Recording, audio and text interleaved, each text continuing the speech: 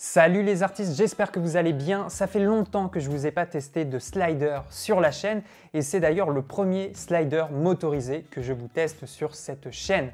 Je vais vous parler, tu le vois et tu l'as vu dans le titre, du Micro 2 slider de chez Zippon. Il est actuellement ici en pleine pratique, en pleine activité parce que là il est activé. Alors j'ai réglé un mouvement très lent, mais il est bien en train de se déplacer. J'ai réglé en fait un mouvement en boucle entre un point A et un point B.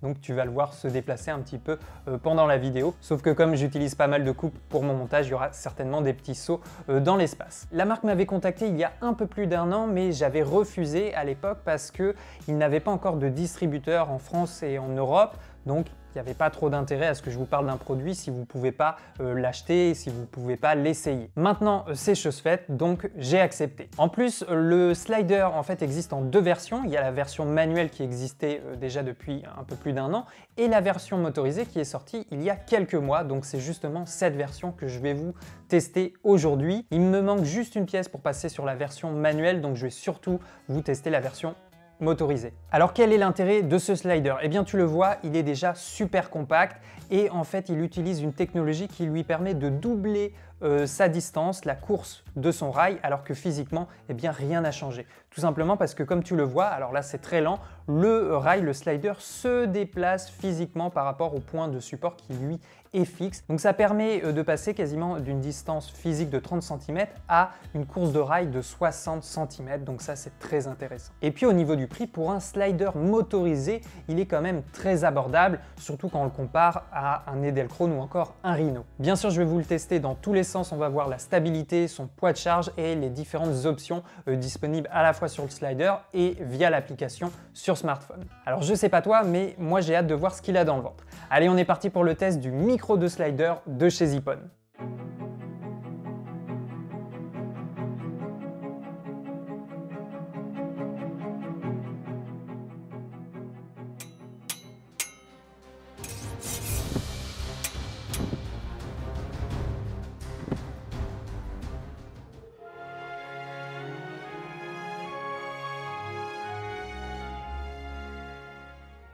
Alors première chose, il faut se mettre d'accord sur les différents packs qui sont proposés par la marque. À 249 €, Zippon propose son slider à nu, on va dire sans le module motorisé. Ensuite à 299 €, la marque rajoute le Easy Lock, qui est un support à combiner avec le slider pour faire essentiellement des prises de vue au ras du sol tout en conservant la double distance du slider. Et puis à 479 €, on a le pack avec le module motorisé, c'est celui-là que je vous teste. Si vous possédez déjà la version manuelle, vous pouvez commander juste le module motorisé et le rajouter à votre version. Pour le montage, il faut juste bricoler un petit peu, il y a 2-3 trucs à dévisser, mais ça se fait en moins de 5 minutes, rassurez-vous. La marque montre un tuto assez clair là-dessus. Donc si tu prends la version complète avec le module motorisé, il arrive comme ça, il est déjà installé de base sur le slider. Alors je vais juste te montrer comment on l'enlève si jamais tu veux passer en mode manuel.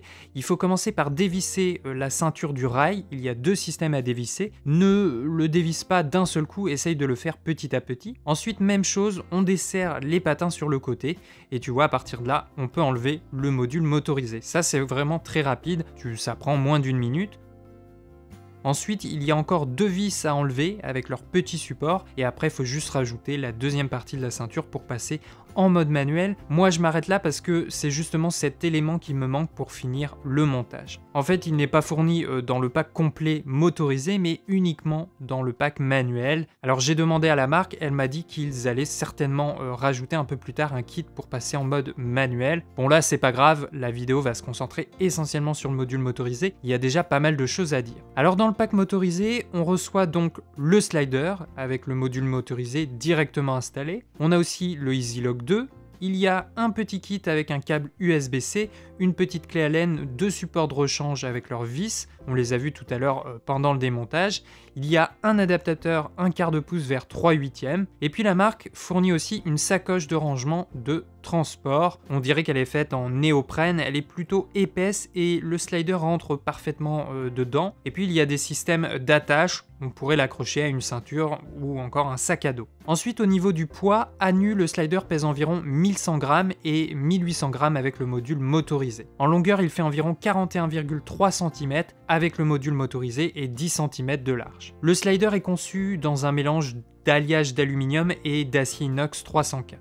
Ensuite, au niveau de l'autonomie, il y a deux méthodes pour l'alimenter. On peut l'utiliser sur batterie. L'emplacement se situe sur un des côtés du bloc motorisé. Il est compatible avec la série NPF. La marque précise qu'il fonctionne avec les batteries F550, F750 et F970. Je vous affiche l'autonomie annoncée pour chaque capacité de batterie. Et puis sinon, le module peut être alimenté en continu via la prise USB-C. Alors avant de le faire fonctionner, on va l'installer sur le EasyLock 2. C'est leur support qui se combine avec le slider Micro 2. Il va être parfait pour les prises au ras du sol. Alors voilà à quoi ça ressemble. Replié, c'est vraiment très compact. Je vous affiche les dimensions et ça pèse environ 473 grammes. Le fonctionnement est simple. Il y a des petites pattes à écarter. Elles peuvent être réglées sur un angle de 180 degrés et au bout des jambes, on a les petits pieds à dévisser. Ça va surélever le support d'environ 2 à 3 cm. Après, tu peux ajuster un petit peu leur taille en les dévissant. Si le EasyLock est posé sur un sol qui n'est pas très plat, tu peux l'adapter. Ensuite, sous le support, c'est là que ça devient très intéressant. Tu as un plateau rapide qui est rangé au centre. On a un petit patin pour le déverrouiller. Alors ensuite, il y a plusieurs façons de l'utiliser. Pour l'instant, je vais le mettre de côté. Moi, ce que je vais faire, c'est fixer le support sous le slider. Tu vois, on ne peut pas se tromper, il y a justement une sorte de détrompeur. On les positionne l'un sur l'autre et tu vois, au dos du EasyLock, on a un petit collier d'aide au serrage pour visser et fixer le support. Donc là, en plus, avec le petit enfoncement qu'on a vu, on est sûr qu'il ne va pas bouger. Donc en quelques secondes, mon slider est prêt, on a installé le EasyLock. On va voir tout à l'heure les différents supports et setup possibles avec ce slider. Alors maintenant, on peut le mettre sous tension, c'est vraiment très simple, on l'équipe d'une batterie ou du câble USB-C. À ce moment-là, on a une LED bleue qui s'allume brièvement. Pour le mettre en marche, il faut faire un appui long de 2 secondes sur la commande d'alimentation. La LED verte, elle correspond au voyant d'alimentation et les 3 LED en dessous au voyant de vitesse. Pour le faire avancer, c'est très simple, une seule commande, on a 2 flèches dans un sens ou dans un autre. On reste appuyé dessus, il se met en marche. Il y a 3 vitesses différentes représentées à chaque fois avec le voyant bleu. Pour changer de vitesse, il suffit d'appuyer une fois sur le bouton d'alimentation. Donc voilà le rendu de l'image avec la première vitesse.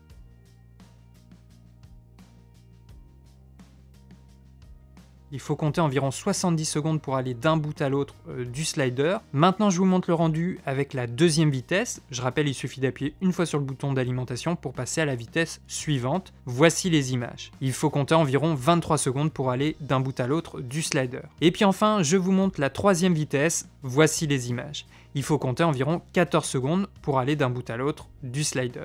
Également, un truc qui est plutôt le bienvenu, c'est que le slider adoucit automatiquement les transitions de début et de fin. Ça s'observe surtout avec la deuxième et la troisième vitesse, tu n'auras pas d'à-coup sur ta prise. Autre chose, pour éviter tout risque de secousse et vibration non désirée, le slider est équipé d'une sorte de petite éponge qui vient filtrer le rail de manière à empêcher les poussières, les petites impuretés de venir créer des secousses ou créer un déséquilibre qui pourrait se faire ressentir à l'image. Voilà, c'est bien pensé et ça n'a pas de conséquences sur le glissement de l'appareil. Au niveau du bruit, le slider est plutôt silencieux, la marque annonce un bruit minimum de 39 décibels. À la première vitesse, le slider est quasi silencieux, on n'entend vraiment presque rien.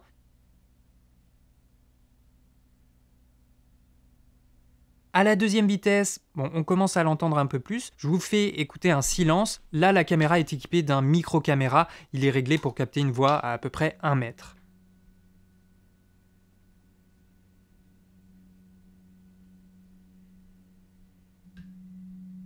Et puis je vous fais écouter le bruit avec le micro dirigé sur le slider pour juste vous donner une idée du bruit réel qu'il produit.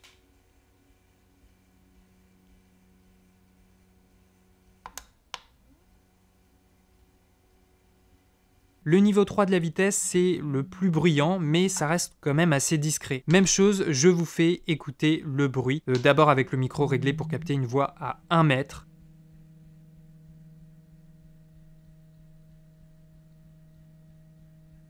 Et puis je te fais écouter le bruit avec le micro dirigé sur le slider.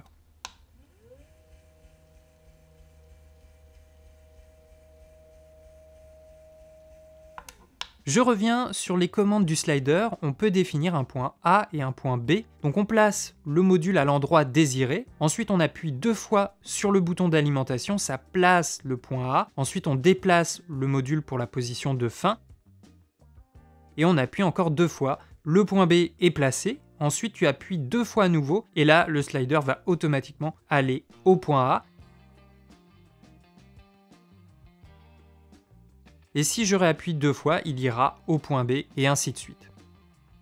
Quand tu as réglé un chemin, tu ne peux plus contrôler manuellement le slider avec les flèches, il faut d'abord annuler les points de passage que vous avez créés. Pour ça, c'est simple, il suffit d'appuyer en même temps sur les 2 flèches. Vous avez d'ailleurs un signal sonore. Maintenant, je peux redéplacer le module. Alors pour l'instant, ce sont les seules options disponibles directement sur le slider. Maintenant, il est aussi possible d'utiliser l'application pour le smartphone. Ça va nous donner accès à d'autres fonctionnalités. L'application est disponible sur Android et iOS. Là, moi, je l'ai utilisé avec mon OnePlus 6T. L'application a besoin d'une connexion Bluetooth et de votre position pour fonctionner. Alors, qu'est-ce que tu peux faire avec l'application? Tu peux contrôler le slider à distance. Il suffit pour ça de déplacer le point dans un sens ou dans un autre. Tu vois aussi qu'il y a une fonction pour la rotation, l'inclinaison et le follow focus. Pour l'instant, on ne peut pas s'en servir, les modules sont en cours de développement, donc c'est quand même une bonne chose de savoir qu'il va y avoir quelque chose à ce sujet-là. On peut régler un parcours avec le graphique en bas de l'application. Le principe n'est pas compliqué, tu positionnes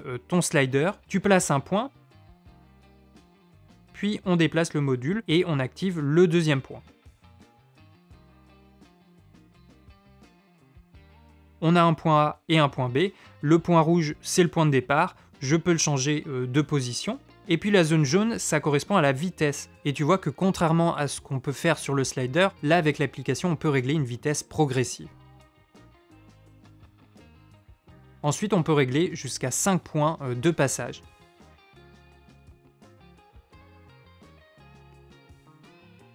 Si tu fais un appui long sur la zone jaune, tu peux la désactiver pour visualiser uniquement un parcours en particulier. Tu remarques aussi que l'application t'affiche le temps de la vidéo, le temps du parcours pour aller du point d'entrée au point de fin. Et quand tu ajustes la vitesse, le temps évolue également.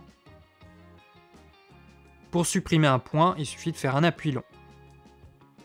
Ensuite, on peut créer une loupe, une boucle, si tu préfères. On a la commande juste ici. Dès que je fais play, le module va aller du point A au point B, puis du point B au point A, et ainsi de suite, jusqu'à temps que tu l'arrêtes toi-même. Ça peut être pratique pour une interview si tu as plusieurs cams et que tu en veux toujours une en mouvement. Donc ça, c'est la partie vidéo. Ensuite, il y a la partie timelapse. Alors là, il faut connecter le module motorisé à ta caméra avec le câble de déclenchement à distance de ton boîtier. L'idéal, c'est d'avoir un câble de 20-30 cm qui n'a pas trop de résistance pour que ça ne tire pas sur le port quand le slider s'éloigne du module motorisé. Ensuite, dans l'application, il faut rentrer le même temps d'exposition que celui sur la caméra. La marque recommande de se mettre en mode priorité à la vitesse et ne pas activer la réduction de l'exposition parce que ça augmenterait le temps de la vidéo. Personnellement, moi, je préfère me mettre en manuel quand je me fais un timelapse ou alors éventuellement mettre les ISO en auto. Ensuite, il faut entrer l'intervalle de prise de vue. L'application te propose des modes préconfigurés en fonction de ce que tu souhaites filmer. Le nombre de photos, tu ne peux pas le régler manuellement. En fait, il s'adapte à la vitesse que tu auras choisie.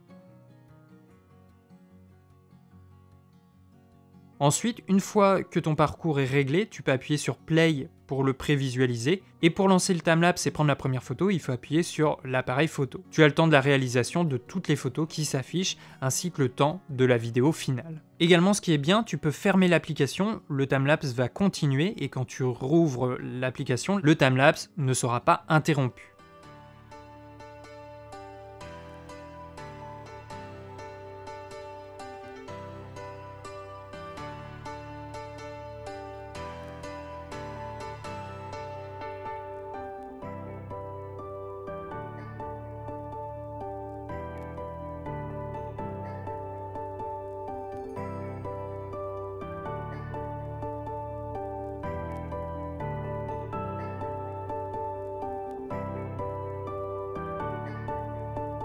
Il y a un module en développement qui te permettra de synchroniser le slider à ta caméra quand tu souhaites utiliser les fonctions de timelapse qui sont intégrées à ta caméra. Donc là, on vient de voir toutes les fonctions de mouvement liées au slider, donc il y a quand même de quoi faire. Ensuite, la marque précise que si jamais il y a un problème de batterie, un dysfonctionnement, une panne de courant, votre appareil sera toujours protégé, le slider va se verrouiller et plus rien ne bouge. Autre paramètre important, le poids de charge. La marque annonce que le slider Micro 2 peut supporter un poids max de 4,5 kg dans toutes les directions. Donc ça veut dire en plongée totale et aussi en contre-plongée. Le poids comprend aussi celui de la rotule de la tête fluide utilisée. Ça, c'est le poids de charge pour le module motorisé. Maintenant, avec la version manuelle, le slider peut supporter jusqu'à 8 kg. Ok, maintenant je vais te montrer différents setups, différentes manières de l'utiliser. Alors pour l'instant, je vous ai montré le fonctionnement avec le EasyLock 2.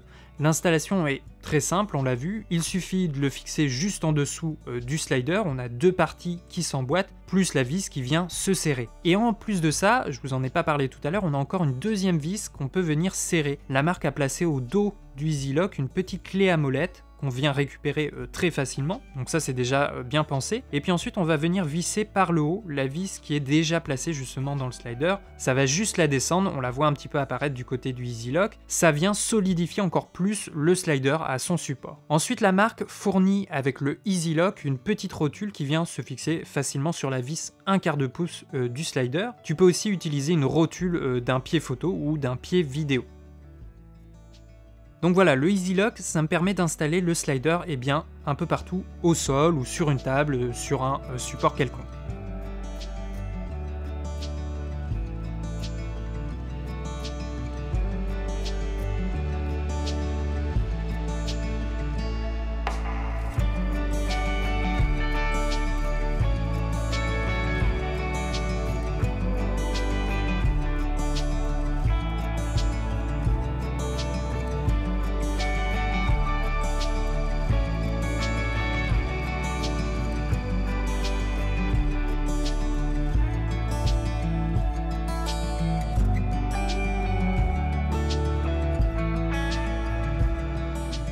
L'avantage de ce slider, c'est qu'il utilise une seule longueur pour une double distance. Tu l'as remarqué déjà pendant les tests, le rail se déplace aussi en même temps que votre appareil. Physiquement, le rail il fait 33 cm, mais sa course entière est de 54 cm. L'intérêt, c'est que d'une part, tu as un slider très compact, et d'autre part, quand la caméra est placée dans le même sens que le rail, le slider ne rentre jamais dans le champ parce que le rail accompagne ta caméra. Alors ça dépendra aussi de la focale que tu vas utiliser. Je l'ai testé au 35 mm, pas de souci, et même avec mon 18 mm plein format, le rail n'apparaît que sur les derniers centimètres de fin du slider, mais si tu rabats un peu les pattes avant du EasyLock, tu vas justement ne plus les voir. Donc ça c'est quand même pas mal, on peut faire des travelling avant et arrière. Il est également possible de fixer le slider directement sur un trépied sans passer par le EasyLock. Il fonctionne par exemple très bien avec un trépied photo. Là tu vois avec le TM2324 de chez KNF Concept, ça fonctionne.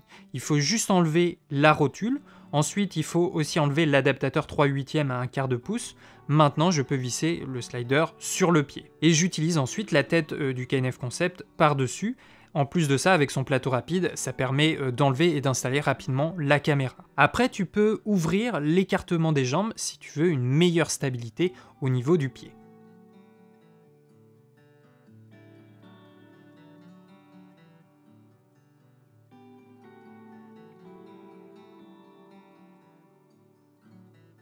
Tu peux aussi utiliser le EasyLock sur un trépied. Pour ça, il suffit d'enlever le plateau rapide au dos du EasyLock, on le visse à la base de notre pied, puis on vient placer le EasyLock avec son slider sur le trépied. L'intérêt, c'est que ça permet de passer en quelques secondes d'un point de vue au sol à un point de vue sur trépied.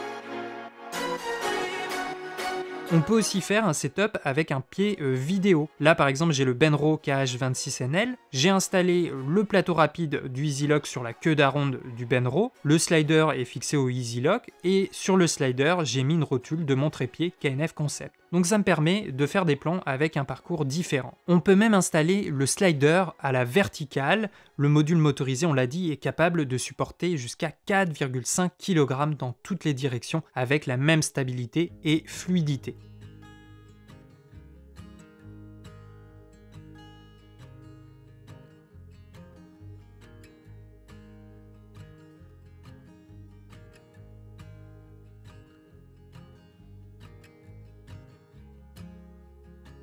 Donc on a vraiment un slider très solide, et puis quand tu as fini un plan et que tu dois te déplacer ailleurs, le slider a une position de verrouillage. Il faut juste que le module soit bien centré, puis on appuie sur les deux côtés. Ça va surtout nous servir pour la version manuelle, parce que de toute façon, quand le module motorisé est installé, manuellement on ne peut pas déplacer le slider. Voilà, c'est une sécurité supplémentaire. Du coup, on en arrive au bilan. Qu'est-ce que je pense de ce slider? Je vous donne tout de suite mon avis. Bah écoutez, c'est plutôt une belle découverte. Je rappelle que ce pack-là, full motorisé, est proposé à 479 €. Ça vous paraît peut-être un peu cher, mais je vous assure que pour un slider motorisé, eh bien, c'est pas le cas. Surtout quand tu regardes les prix au niveau de la concurrence. Alors pour l'instant, on a juste un module pour les mouvements de travelling, mais on l'a vu dans l'application, la marque prévoit de développer des modules pour, par exemple, l'inclinaison et aussi faire les mouvements panoramiques. Donc on va pouvoir créer des parallaxes, des mouvements en 2 dimensions, ça va venir prochainement. Une des grandes forces de ce slider, à mon avis, c'est qu'il est très compact. On a vu qu'on pouvait le ranger très facilement dans la petite sacoche qui est fournie. Et voilà, ça s'emmène partout avec toi. Tu peux le mettre dans ton sac à dos photo ou fixer à l'extérieur via les petites ceintures d'attache. C'est possible. Et puis on l'a dit, comme le rail se déplace pendant le mouvement, ça permet de garder un produit compact qui a quand même une distance de mouvement assez importante. Ensuite, j'apprécie vraiment la simplicité des commandes sur le slider. On a vu qu'il n'y avait que on va dire 3 boutons, le bouton d'alimentation et les 2 flèches pour contrôler la direction du mouvement. Donc tu peux pas faire plus intuitif, il y a 3 vitesses et tu peux aussi créer un mouvement automatique d'un point A à un point B comme là je l'ai fait. Par contre, pour créer un mouvement en boucle, pour créer une loupe, un mouvement en répétition, comme là justement je l'ai réglé avec le slider, il faut passer dans l'application. Personnellement, j'aurais aimé avoir une commande pour ça, un petit bouton directement sur le module. Comme la loupe, ça peut être quelque chose qu'on utilise régulièrement. Ça peut être cool de ne pas avoir à retourner dans l'application. Au niveau de l'application, j'ai pas eu de soucis particuliers, ça fonctionnait bien, en tout cas sur Android avec mon OnePlus. Il reconnaît très vite le slider. Je rappelle qu'il faut activer le GPS et le Bluetooth. L'application est plutôt complète, ça nous permet de régler un parcours avec plus de points de passage. On peut aussi jouer sur l'allure de la vitesse. On peut créer une progression entre 2 points ou entre plusieurs points. Et puis on a un mode timelapse, j'en ai fait plusieurs, ça marche très bien. La seule chose, c'est que dans les réglages du timelapse, on peut pas monter une valeur supérieure à 1 millième de seconde. Pourtant, on peut monter jusqu'à 15-30 secondes, mais voilà, on ne peut pas dépasser 1 millième de seconde. Je pense que ça va être amélioré dans un prochain firmware. Après, je sais que chez Edelkrone, ça existe. Ça serait sympa d'avoir une télécommande de commande à distance pour le slider. Si vous n'avez pas envie de le régler manuellement ou de passer via l'application, ça peut être intéressant d'avoir une télécommande pour le contrôler à distance. Encore une fois, je pense que c'est quelque chose qu'ils vont rajouter, soit en tant qu'accessoire indépendant ou inclus dans un prochain pack. Il ne faut pas oublier que la version motorisée n'a que quelques mois d'existence. Ensuite, j'aime beaucoup les différentes possibilités d'installation avec le EasyLock, ce support. On peut faire des plans au ras du sol ou sur un support assez plat comme là présentement, c'est vraiment très pratique. On a ce système de plateau rapide qui est caché en dessous qu'on va pouvoir venir fixer sur un trépied photo, un trépied vidéo et ça permet ensuite de placer directement le slider avec le EasyLock et de le verrouiller en quelques secondes. Donc je trouve vraiment ce système assez ingénieux. Alors pour un slider, on pourrait attendre un système de fixation à chaque extrémité du slider, mais comme là on a vu que en fait physiquement il se déplace, c'est pas possible qu'il soit restreint sur un pied. Sur ce type de slider, on ne peut avoir qu'un point d'attache au centre, au niveau de la partie qui est fixe. Mais bon, ça n'empêche que comme il est quand même assez compact, on a une version qui reste bien équilibrée, qui est stable, il n'y a pas de souci. Vous le voyez depuis tout à l'heure, il va d'un bout à l'autre du slider et il ne pivote pas. Et puis de toute façon, vous pouvez ajuster l'angle au niveau des jambes du EasyLock 2 pour assurer et adapter la stabilisation. Par la suite, ça pourrait être intéressant d'avoir des modèles de longueur différentes. Là, c'est du 33-34 cm, il me semble. Ça pourrait être bien, je ne sais pas, d'avoir du 60, du 80 80, du 120, de pouvoir choisir le modèle qui conviendrait le mieux à vos tournages. Après, là, l'intérêt de ce slider, c'est quand même son aspect très réduit et compact. Au niveau du bruit, je vous ai fait les tests, il est vraiment très discret. Là, par exemple, il est à la vitesse 1, enfin même encore un petit peu en dessous et tu n'entends absolument rien. Après, à la vitesse 2 et à la vitesse 3, on pourrait l'entendre si le micro est réglé sur la caméra. Là, avec un micro-cravate et de toute façon, si tu es loin du slider, il y aura aucun souci, aucun problème. Et puis généralement, la caméra qui se trouve sur le slider, c'est la deuxième ou la troisième caméra dans votre configuration dans un setup. Si vous faites une interview par exemple en multicam, on a rarement le micro principal sur cette caméra. Ensuite, j'aime bien l'idée qu'on puisse démonter le module motorisé. Si vous avez déjà acheté la version manuelle, vous pouvez tout simplement commander la version motorisée et ça se monte très simplement. Il y a un tuto très clair qui va vous expliquer comment faire. Ça prend pas plus de 2-3 minutes pour le monter ou le démonter. Alors là, je vous rappelle que dans le pack version motorisée à 479 €, il manque l'autre partie du rail en fait de la ceinture pour repasser sur la version manuelle. Donc si vous voulez les deux, il faut peut-être acheter d'un côté la version manuelle et de l'autre le module motorisé. Après, j'ai demandé à la marque et ils m'ont dit qu'ils allaient certainement rajouter un kit supplémentaire pour repasser le slider en manuel. Après, je trouve que ça aurait été vraiment pratique si on pouvait utiliser le slider manuellement, même quand le module motorisé est monté. Bien sûr, il devra être éteint. Ça aurait été pas mal. Là, c'est pas possible, on le sent, c'est verrouillé. Ou alors une option encore plus rapide qui nous permette juste, en appuyant sur deux boutons, en dévissant deux choses, d'enlever le module et tout de suite, on perd pas de temps, on puisse utiliser le slider en manuel. Voilà, c'est des idées, ça aurait permis peut-être une utilisation encore plus polyvalente. Donc voilà, pour moi, c'est une belle découverte. J'ai vraiment un avis très positif. Pour moi, c'est un produit assez prometteur. Alors, tu te demandes peut-être dans quelles conditions on utilise un slider généralement. Eh bien, par exemple, pour du pack shot, pour avoir des mouvements très précis, ça peut être très utile. Souvent, ça s'utilise aussi pour les interviews. Quand tu as 2-3 caméras sur la personne interviewée, tu pourrais utiliser ce slider en boucle. Donc, ça permet de dynamiser un petit peu ton interview. Et puis sinon, pour du mariage, de la vidéo d'intérieur ou encore, c'est un mouvement que tu peux intégrer à de la fiction. Donc voilà la présentation et mon test du Micro 2 Slider de chez Zipone. J'espère que ça vous a plu, vous avez les liens dans la description de la vidéo.